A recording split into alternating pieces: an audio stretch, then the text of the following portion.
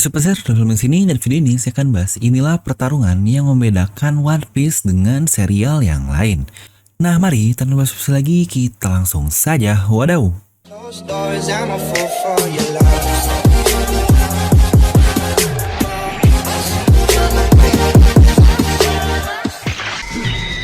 Seperti biasa, sebelum lanjut video ini jangan lupa untuk subscribe dan juga nyalakan bel notifikasinya ya. Karena kalian tidak akan tertinggal dari video-video menarik seputar One Piece hanya di channel Devil Nomi.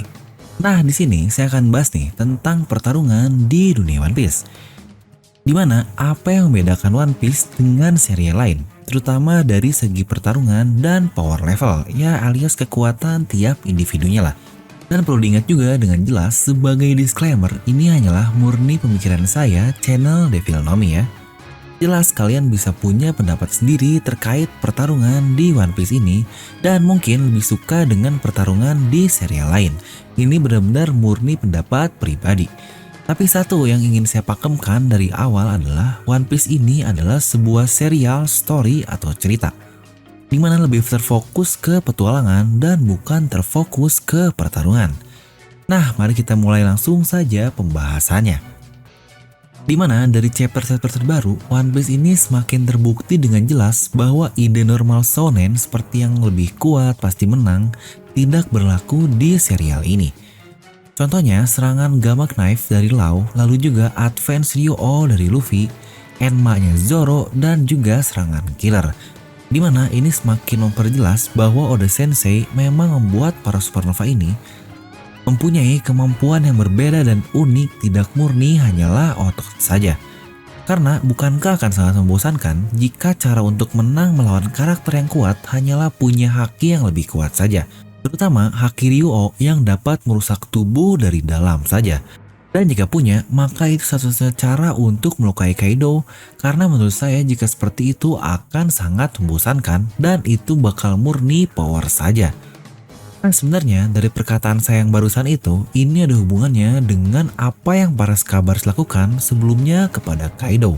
Sebenarnya tentang ini juga pernah saya bahas di video review chapternya, dimana alasan mereka bisa melukai Kaido karena ya Kaido ini sedang dalam mode shock, sehingga bisa dibilang tubuhnya ini vulnerable lah atau dapat tersentuh, dan itulah alasan serangan dari para Scabbards ini berhasil masuk. Hingga ketika Kaido sudah sadar, mereka ini langsung dapat dikalahkan oleh Kaido dengan sangat mudah kan. 1 versus 9 pun dapat Kaido kalahkan untuk para Scabbards ini. Padahal awalnya para Scabbards ini terlihat sangat menguasai pertarungan melawan Kaido. Karena seperti yang saya bilang, stereotip dari shonen itu dimana karakter utama pasti akan mengeluarkan kekuatan yang jauh lebih kuat dari musuhnya.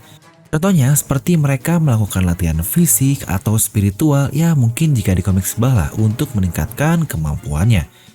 Ya sebenarnya itu bukan hal yang buruk juga sih, cuma jika terlalu sering hal itu terjadi dilakukan juga lama-lama akan cukup membosankan dan tentu saja pasti mudah ditebak juga gimana cara menangnya. Dimana para supernova ini berhasil melukai Kaido itu bukan murni tentang level kekuatan, karena lagi-lagi ini bukan serial lain, dimana banyak momen Nakamas Power yang kekuatannya meningkat drastis dan ngalahin musuhnya hanya dengan one hit KO. Tapi tentu saja yang namanya cerita ada sisi tarungnya lah, pasti ada yang namanya power level, tapi kelemahan pun jelas ada dari tiap usernya. Contoh lain seperti api lemah terhadap air lah, ini adalah salah satu alasan paling klasik jika kita bicara tentang yang namanya elemen. Atau dengan kata lain, jika di One Piece ini, suatu karakter bisa menghentikan seseorang dengan level di atasnya jika mereka ini bergerak di waktu yang tepat dengan cara yang tepat. Inilah alasan kenapa para Scabbards berhasil melukai Kaido sebelumnya, karena mereka menyerang di saat Kaido sedang dalam kondisi shock. Shocknya ketika dia melihat bayangan Kozuki Oden dan surprise attack karena mereka menyerang dari belakang. Serta jika kita bahas juga, para supernova ini hanyalah Luffy satu-satunya yang punya haki yang dapat menembus tubuh Kaido. Ya karena cuma Luffy inilah yang terlihat latihan tidak seperti supernova yang lain. Lalu untuk Zoro, dia ini punya serangan yang sangat mematikan. Tapi dia tidak selincah karakter lainnya seperti Luffy dengan Gear Force-nya atau juga Killer, apalagi Law dengan Sambles-nya yang dapat teleport. Makanya dia meminta bantuan Torao untuk boost pergerakan dari Zoro ini. Ini pun sama halnya dengan Killer yang dia pun bisa melukai Kaido hanya dengan efek ilusi yang kemungkinan itu adalah suara atau gelombang jika dilihat dari nama serangannya, Kama Sonic. Dia menggunakan teknik yang tepat sekali kepada Kaido yang sebenarnya levelnya ini jauh berbeda. Lalu hal ini pun sama dengan Kid di mana kok dia bisa membanting Kaido tapi efeknya melukai tubuh Kaido. Karena kita pun melihat di sini Kaido kesakitan setelah dibanting dengan Kid ini. Karena ya lagi-lagi seperti yang saya katakan, Kaido ini mempunyai sisik yang sangat keras tepatnya di luarnya ini atau kulit lah. Jika kita dibanting seperti itu, bukankah yang berefek bukan kulit saja tapi efek ke organ dalam tubuh kita juga. Bahkan di sini pun Kaido sendiri berkata, hebat juga ya bocah-bocah ini bisa berusaha menembus tubuhku. Sebenarnya ini beda sekali dengan serial lain yang serangan tidak akan masuk sama sekali jika karakter utamanya tidak lebih kuat dari musuhnya. Ya contoh paling jelas adalah Dragon Ball lah. Sebenarnya jika kita analisis lebih lanjut, ini juga yang menjadi alasan kenapa Luffy awal sekali bisa kalah melawan Caesar. Karena ya lagi-lagi Luffy ini memang tidak tahu kekuatan Caesar seperti apa dan dia masih bergerak sembrono. Yang berarti bahkan kita pun tahu sendiri level antara Caesar dengan Luffy ini sudah sangat jauh sekali ketika di Punk Hazard. Luffy yang tidak serius saja dapat mengalahkan Caesar dengan sangat mudah. Tapi Caesar dapat menang jika dia memanfaatkan sesuatu di waktu yang tepat sekali. Luffy belum tahu kekuatannya seperti apa dan dia bisa mengalahkannya pada saat itu. Sama seperti ketika Appo berhasil melukai Luffy dan Zoro sebelumnya. Lagi-lagi karena Appo ini berhasil menyerang di saat mereka tidak siap dengan serangannya. Ini bisa terjadi pada siapapun seberapa kuat musuhnya ini. Sejujurnya pertarungan di One Piece ini hampir selalu seperti itu. Tapi kenapa banyak sekali orang-orang yang berkesan dan fokus kepada yang namanya power level.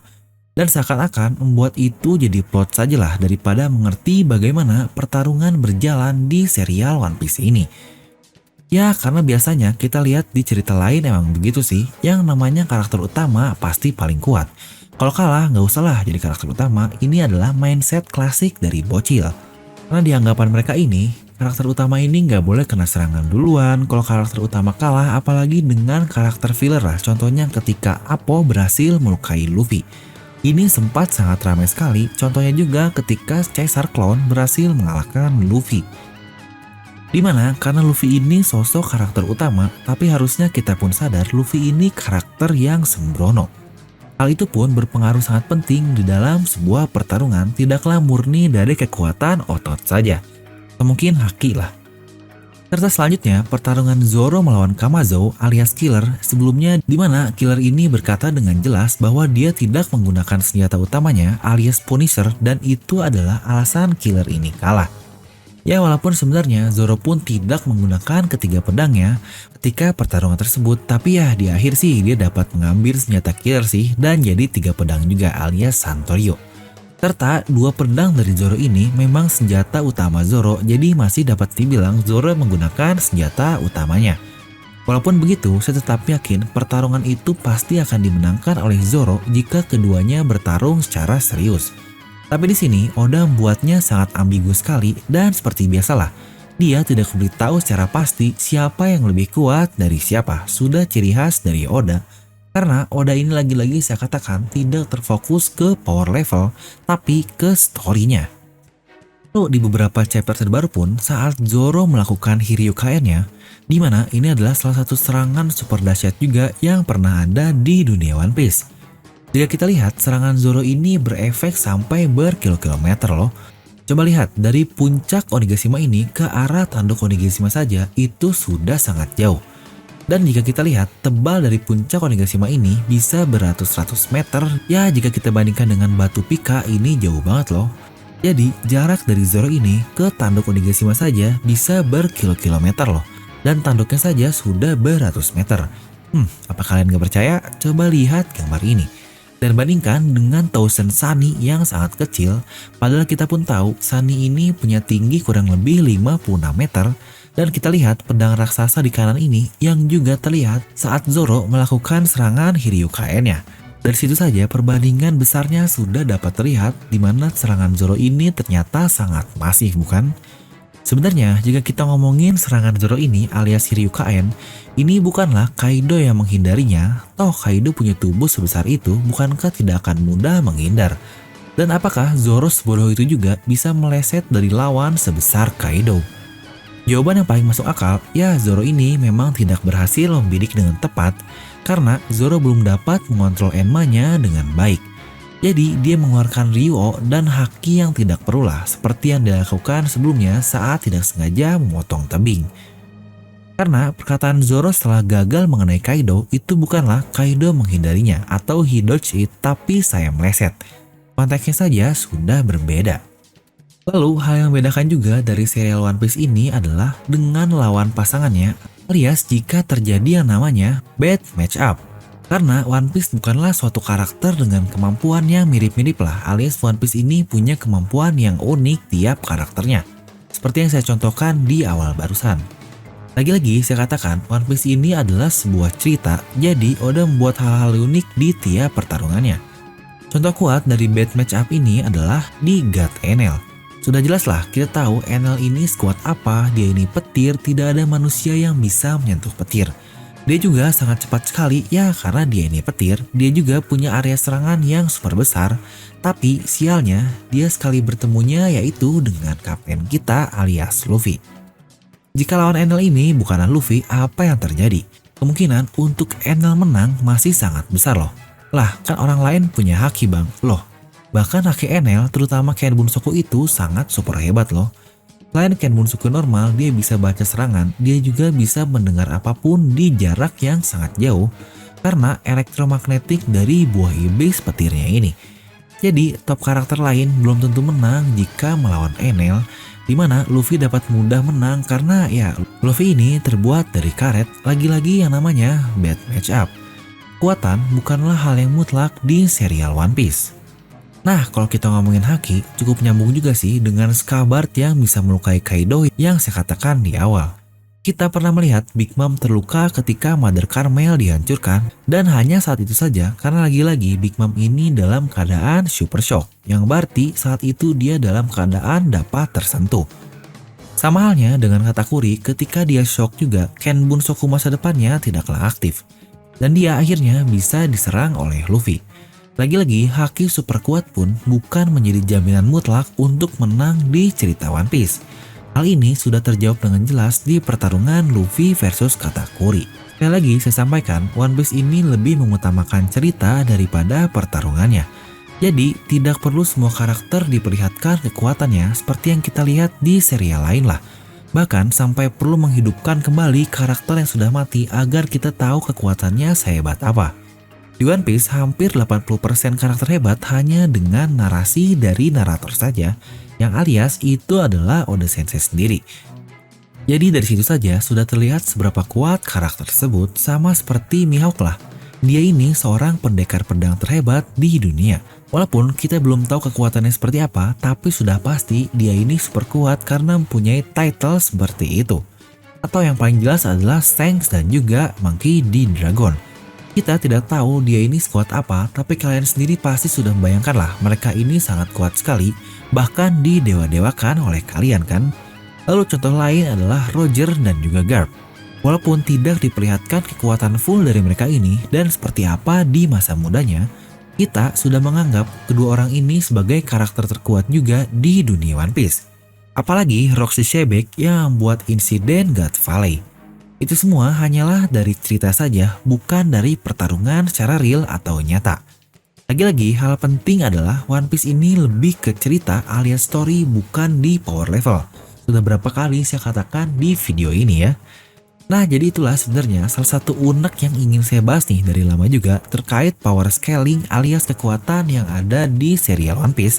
Karena ini tidaklah serta-merta bisa dinilai hanya dari tampak di layar saja.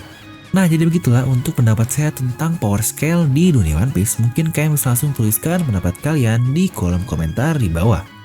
Serta buat kalian juga yang ingin merchandise channel Level Nami dengan desain yang unik-unik, kalian bisa langsung klik link di deskripsi video, dimana kalian bisa lewat WA atau juga Tokopedia dan juga via Shopee. Nah, seperti biasa, semoga kalian terhibur dengan video ini.